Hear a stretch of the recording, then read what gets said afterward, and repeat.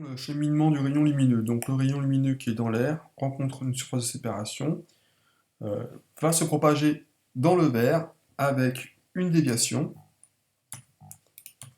Voilà. Et de nouveau, hein, il rencontre une surface de séparation. On va passer du verre à l'air. Et donc on s'attend de nouveau à un phénomène de réfraction. Alors pour l'instant, on ne va pas se préoccuper de calculer comment sort le rayon du verre, on va s'intéresser uniquement à la relation qu'il existe entre I2 et I3.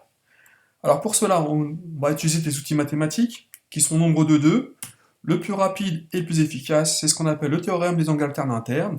Donc ce théorème, qu'est-ce qu'il dit? Que si vous avez deux droites qui sont parallèles, et que si vous en avez une troisième qui est séquente à ces deux droites, eh bien l'angle ici est égal à celui-là, qui est égal à celui-ci, et qui est égal à celui-ci.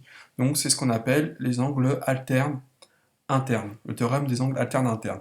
Et donc la réponse ici, elle est immédiate, on voit bien que I2 est égal à I3. On aurait pu s'en passer, et simplement passer par l'opération sur les angles. Donc pour cela, rapidement, un triangle ABC, un quatrième point D. J'ai ici utilisé un angle intermédiaire que j'ai nommé alpha. On sait que dans un triangle, eh bien, la somme des angles est égale à 180 degrés, et en particulier, dans un triangle rectangle, eh bien, les deux angles ici sont égaux, la somme est égale à 90 degrés.